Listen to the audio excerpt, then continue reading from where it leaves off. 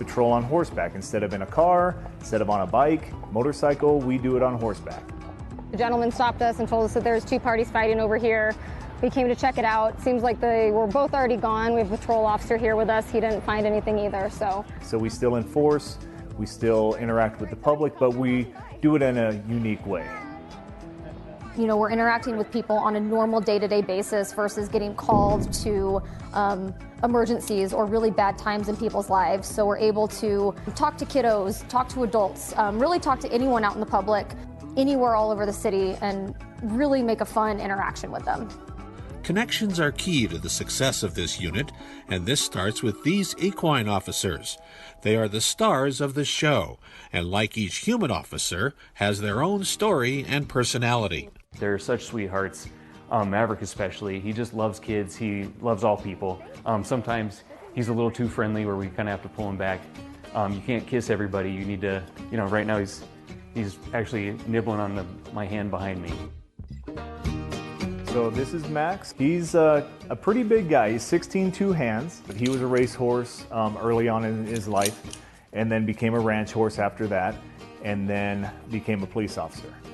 Bronco is our old veteran. He is 15, quarter horse as well, and he does everything. You know, he's been there, done that. He can be a little feisty at times, but most veterans that I know of are pretty feisty as well. So he still gets out there and enjoys the kids, enjoys patrolling, and is just an all-around solid horse that is training these new horses and shows them the ropes and gives them confidence.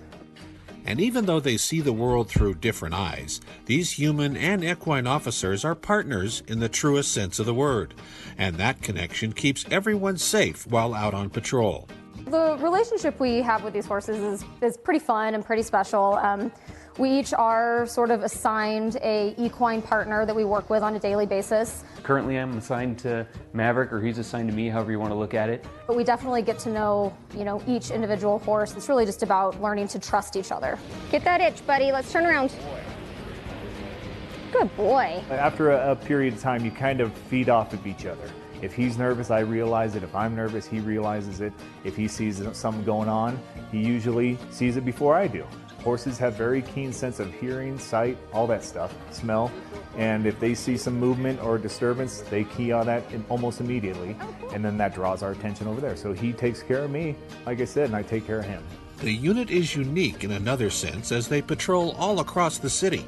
This, coupled with their visibility, helps make an important and unique connection with Denver residents.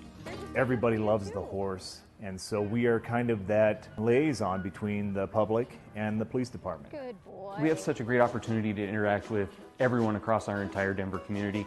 When we're patrolling downtown or when we're in parks or special events, it doesn't matter where we are, we attract a crowd. Sometimes the best interactions are the people where we're patrolling a neighborhood or a park where we're not normally seen. And people from across the street, oh my gosh, I've never seen a horse in the city, or I've never seen a police officer on a horse. And that's really fun, because then they come up, they talk to us, they ask us questions, they ask about our unit. And it's really great that we're able to talk to them and answer all those questions.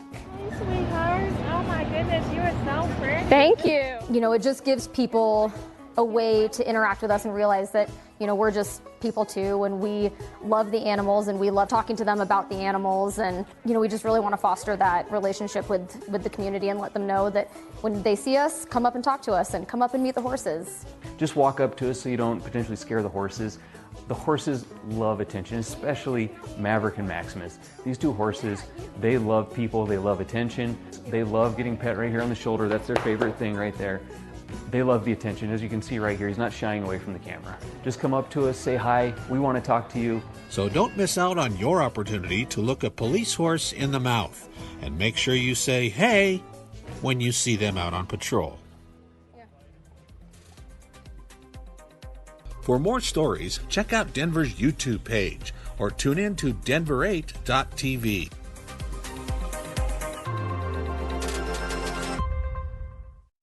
Hey Denver, here's what's happening in your city now.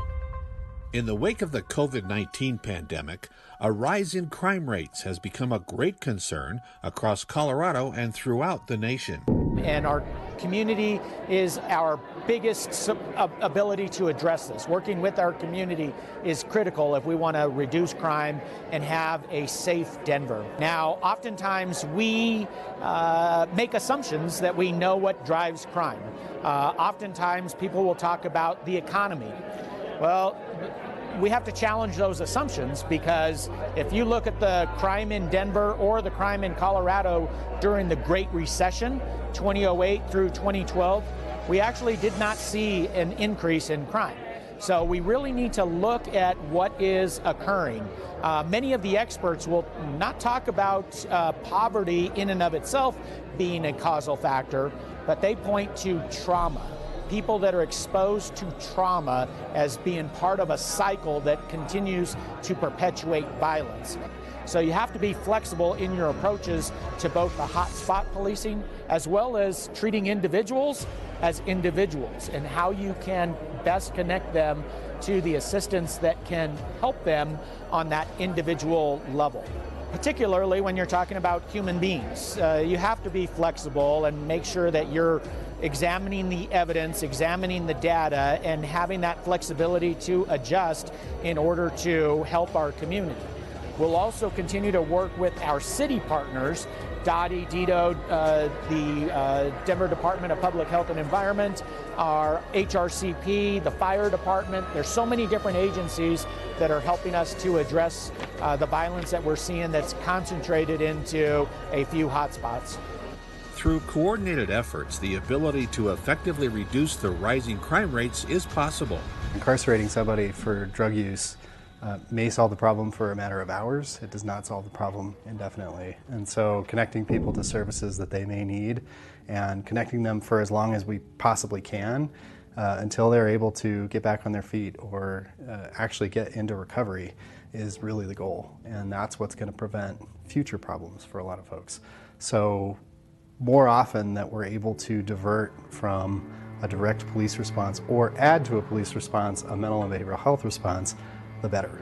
I'll also just say that, not every substance misuse issue is somebody that's on the street. A lot of substance misuse issues happen in homes, and overdose issues happen in homes. And so finding people and helping them where they are isn't just about finding people on the streets, it's about finding people wherever they may be. And so that's why we want to raise awareness as far and wide as we can, so that people know that it may be a loved one, it may be your neighbor, it may be your coworker that actually has a substance misuse problem. And starting to address some of that stigma of actually getting services and getting the right services is one way that we approach getting people connected to services and addressing the issue more broadly. An assessment intake diversion center will operate 24/7, 365 to connect those in need of mental health and drug addiction services with resources. The STAR program will expand across the city. The addition of a second Wellness Winnie to enhance community outreach, plus mental health services and support for inmates in city jails, and the Solution Center will work with those transitioning out to avoid being on the street. So substance misuse we think of as really a condition, a mental and behavioral health condition. And so it is embedded in our broader mental and behavioral health work. And we like to think of it comprehensively. We want to work with partners in the city, partners in the community, other city agencies. We think it takes a holistic approach to addressing substance misuse issues.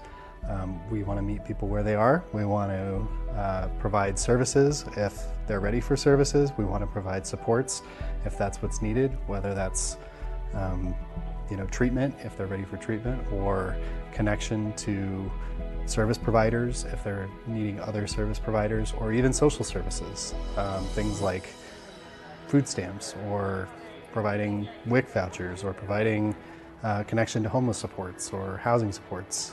It could look a variety of different ways. That also could be delivered a number of different ways, whether it's through the police department and a police response, or whether it's through a partnership of mental and behavioral health providers coming alongside police response, or whether it's through a variety of the mental and behavioral health outreach teams that we have in Host or in our office, or as contracted individuals throughout the police department as well. It's only through a coordinated, thoughtful, and effective collaboration between law enforcement, addiction and treatment resource providers, as well as the community at large, that Denver can manage this current challenge.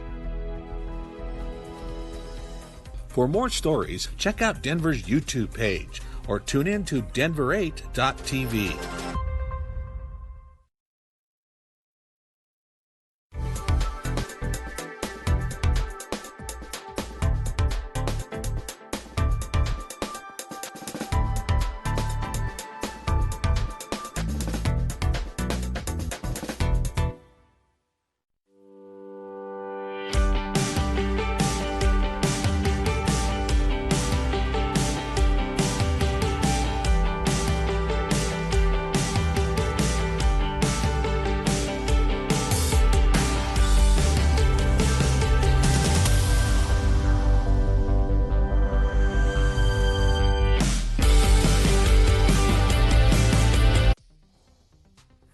Welcome to the Land Use, Transportation, and Infrastructure Committee meeting of Denver City Council.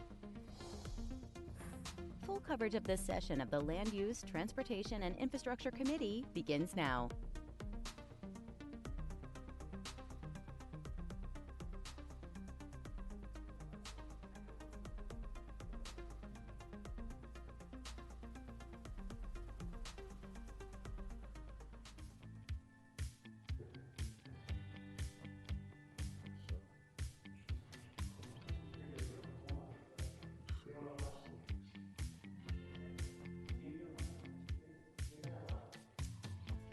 Oh, she just joined, yeah. She's there now.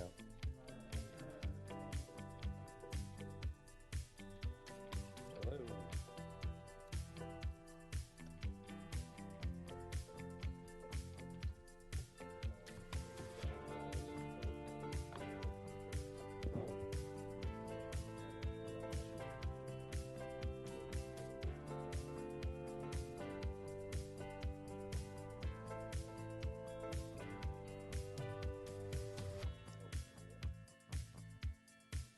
Okay.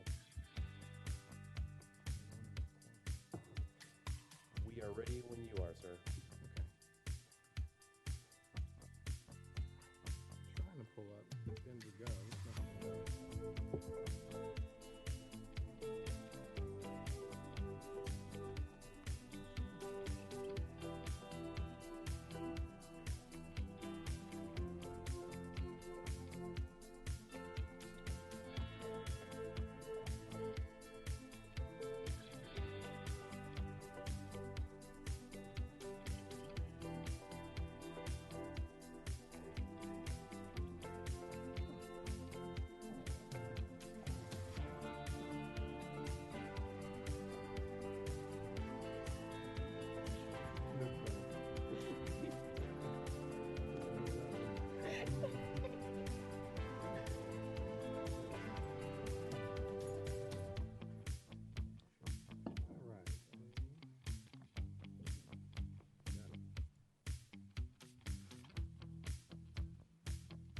Good morning, everyone. I want to welcome you to the Land Use, Transportation, and Infrastructure Committee. I am Councilman Chris Hernan, representing District 8, and I am the committee chair. First thing we're going to do, we're going to go around, we'll go virtual first, have colleagues introduce themselves, and then we'll do our colleagues in chamber. So we can have Councilwoman Sedevaca, go ahead. Hello, Candy Sedevaca, District 9. Councilwoman. Candy Sedevaca, District 9. Thank you. And starting with my left. Good morning, Amanda Sawyer, District 5. Good morning, Kendra Black, District 4. Good morning, Mr. Chair. Paul Cashman, South Denver, District 6. All right, we have one action item today, 0554, approving a map amendment in Council District 3. All right, good morning, council members. I am Libby Kaiser of Community Planning and Development, and we are looking at a rezoning request for 1305, 1339, and 1365 North Osage Street and 1520 West 14th Avenue. The property is in Council District 3, represented by Jamie Torres in the Lincoln Park neighborhood. The property is located on North Osage Street between West 13th Avenue and West 14th Avenue. The 4 parcels occupy nearly 89,000 square feet or 2 acres and include a restaurant and industrial buildings. The property is currently in the GMX3 UO2 zone district, and the applicant is proposing to rezone to general urban residential mixed use of 5 stories, which would allow a broad range of residential, civic, commercial, and industrial uses in the townhouse or shopfront building forms. The existing general urban context mixed-use zone district also allows a broad range of residential, civic, commercial, and industrial uses. Allowed building forms include the townhouse, general, and shopfront, while drive-through services and drive-through restaurants are allowed subject to limitations. The UO2 district, or billboard use overlay district, allows billboards in compliance with sign standards and limitations. Adjacent zoning includes residential districts from former Chapter 59, an open space district, and commercial and industrial mixed-use districts. This chart highlights the differences between the existing and proposed zone districts, with key differences being fewer building forms and taller heights allowed in the proposed zone district. While the proposed zone district doesn't allow the general or drive-through building forms, it also doesn't require street-level active uses, which exclude such uses as storage, accessory car wash bays, and parking. In the immediate vicinity, the area's land use is a mix of multi-unit residential, commercial, industrial, public, quasi-public, and open space. As shown in the photos, the subject property includes a single-story restaurant to the north and single-story industrial buildings to the south. There are no sidewalks currently along the property's perimeter. North of the subject property is a 5-story multi-unit building with 2-story townhomes to the east. A light rail line runs along the property to the west, serving 2 stations within 1/2 mile of the site. La Alma Lincoln Park and a technical college are located to the south. Throughout the rezoning process, application notifications have been provided according to code requirements, and the City Council hearing is scheduled for July 11th. To date, staff has received 0 public comments. However, the applicant provided a supportive letter from the La Alma Lincoln Park RNO within their application package. Moving on to the Denver Zoning Code review criteria, it must be found that the requested map amendment is consistent with 5 criteria. In regard to criteria 1, there are 3 adopted plans that apply to the requested rezoning, including the Comprehensive Plan 2040, Blueprint Denver, and the La Alma Lincoln Park Neighborhood Plan. As stated in the staff report, the rezoning is consistent with several goals in the comprehensive plan. A few of those goals relate to increasing housing and focusing growth near transit, providing a mix of housing types, and promoting infill development. The proposed rezoning is also consistent with the general urban neighborhood context defined in Blueprint Denver, as the proposed GRX5 district facilitates a mix of uses, including multi-unit development well served by transit with access to amenities and entertainment. The rezoning request is also consistent with the future place types defined in Blueprint Denver. The community corridor place type on the northern part of the property envisions a mix of uses and buildings up to 5 stories, while the residential high-medium place type on the southern part of the property calls for multi-unit residential and neighborhood-serving mixed use in buildings up to 8 stories. As for the future street types, West 13th Avenue is a mixed-use collector, and North Osage Street and West 14th Ave are local streets. The proposed GRX5 zone district is consistent with these street types, as it would allow a range of moderately intense uses, particularly residential, in a multi-story pedestrian-oriented building. Blueprint Denver directs growth to key centers, corridors, and high-density residential areas that align with transportation options, while limited growth is desired in all other areas of the city. The proposed map amendment is consistent with the plan's future growth strategy, as it could facilitate additional housing and employment opportunities near transit. Furthermore, the proposed rezoning helps implement a Blueprint Denver policy related to encouraging higher density mixed-use development in transit-rich areas. Finally, the proposed rezoning is consistent with the La Alma Lincoln Park Neighborhood Plan, which defines the subject property as a mixed-use character with a recommendation to apply mixed-use zoning. In addition, the plan identifies the northern portion of the site as mixed-use retail and the southern portion as multifamily. The building heights map in the plan says buildings up to 5 stories are appropriate. The rezoning also supports criteria 2, 3, and 5 as stated in the staff report. In regard to criteria 4, changing conditions in the city and the area is the most applicable justifying circumstance for this rezoning. In this case, the rezoning is justified as the steady population growth in the city has created a need in general for additional density in a variety of housing types. In addition, the particular area has been steadily changing with the introduction of light rail, a 5-story housing development to the north, and the build-out of the Mariposa district near the 10th and Osage light rail station.